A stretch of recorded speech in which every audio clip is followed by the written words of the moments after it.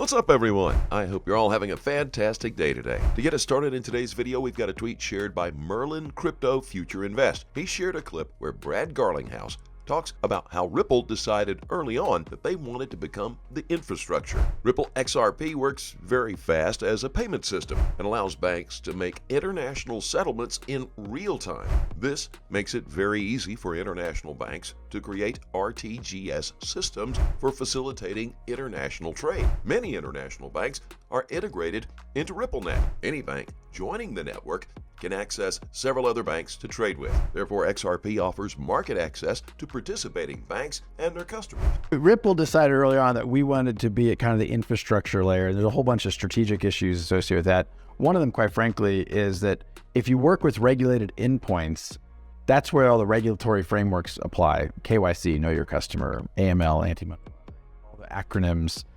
If you work just with regulated endpoints, they're making sure that that is the case.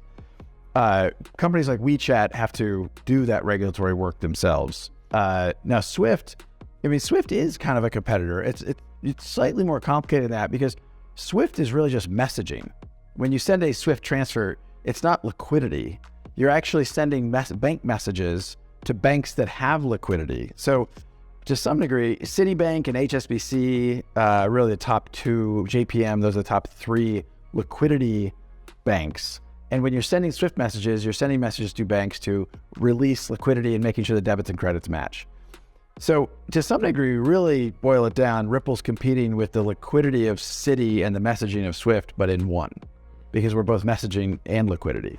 As always, welcome back to Moneyside, your favorite crypto news channel. If you're new here, welcome to the XRP Army. Hit that subscribe button and turn on notifications. That way you don't miss out on our daily crypto news updates. In more interesting news today, Riz XRP tweeted saying that the SEC is the problem at this point, not Ripple. The SEC has no case, so they are just buying time for the incumbents. It's a complete shakedown. The SEC is to blame for all crypto problems because the SEC has failed to provide the crypto ecosystem with regulatory clarity. The SEC consistently violates the due process rights of legitimate crypto financiers by failing to provide fair notice of its anti-crypto posture. Also, the SEC repeatedly and recklessly exceeds its authority and is a rogue and dangerous regulatory outlaw, practicing regulation by enforcement and stifling innovation, technological progress, and investor empowerment. I was shocked, Kathy, when I read the SEC. I was actually proven wrong. They proved me wrong about something in this case. Before the summary judgment motion was filed, I told the XRP world and the XRP community, stand by because I predict the XRP might have some evidence against Brad and Chris and Ripple that are not public yet. And it might be a couple bad days for Ripple, publicly, kind of optically. And when I read the summary judgment, there was nothing there. It was just that, hey, they talked about, how they want to promote the XRP ecosystem and how they want to get XRP increased in value and things like that, and how XRP is going to be successful in the future. Everything that a Bitcoin person says, everything that an Ethereum person says, everything that Charles Hoskinson from Cardano says about their platform, nothing there that was unique. And as you know, there's no fraud in this case. There's not one allegation of fraud.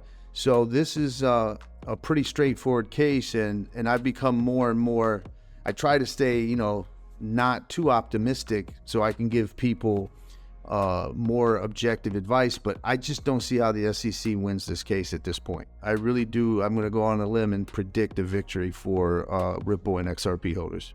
More updates today. We've got another exciting tweet from Bloomberg. Caroline Pham, the commissioner of the Commodity Futures Trading Commission, talks about working with other government agencies to regulate the crypto industry. Listen in. So, as I say, a lot in the news. A lot of it's about the SEC right now is what at least I'm seeing. We had the settlement with Kraken, for example. Now we have just a civil complaint just been filed against Terraform Labs.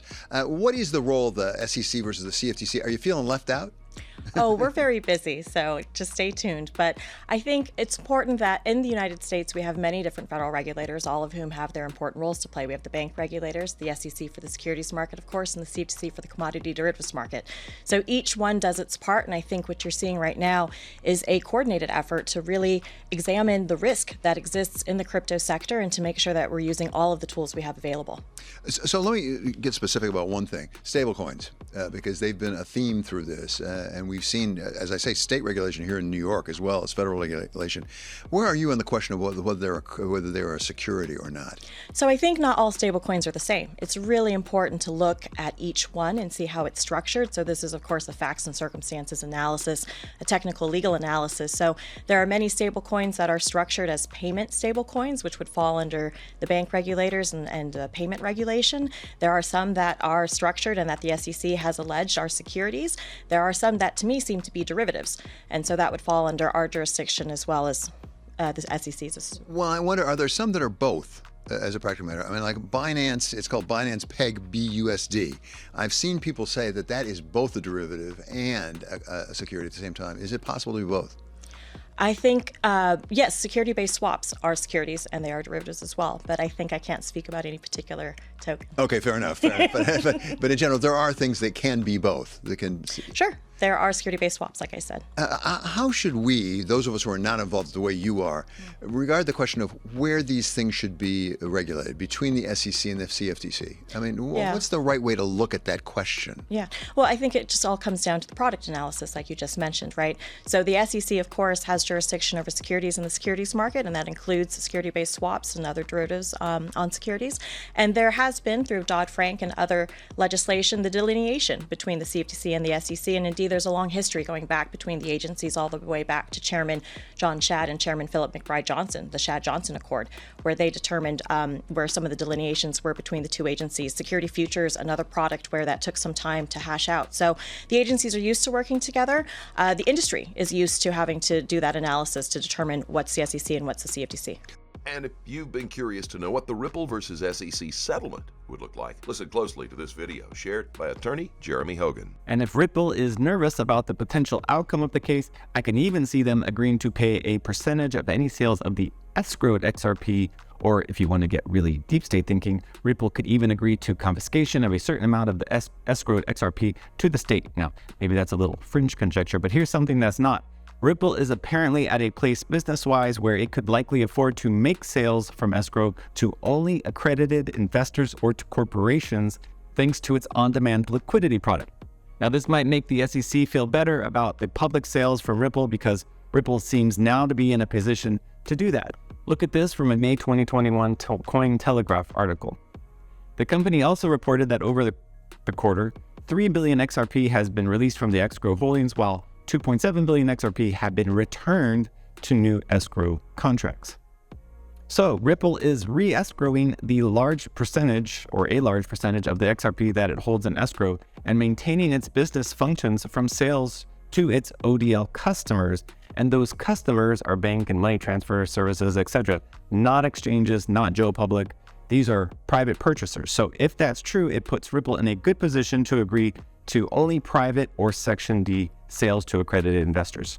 Hogan had previously noted that the case could have several outcomes while maintaining that both parties stand a better chance of emerging victorious. Initially, it was highly anticipated that Ripple might win after recording minor victories during the hearing. At the time, XRP reacted positively, recording a surge in value. Currently, both parties are locked in a tussle regarding the type of documents to be sealed. And now as we wind down on today's video, we have this tweet shared by Vegastar. Chaos is brewing all over the world as we prepare to usher in the New World Order. All over the world, demonstrators are protesting against the New World Order, against the courts, against the judges who obliged the public to take prohibited substances through rape and all kinds of legal exercises, such as withholding food and livelihood. Pay keen attention to what's going on around you. The switch could be flipped at any moment now. As always, do your own research and always trade safely, guys. We offer prayers for the victims of the earthquake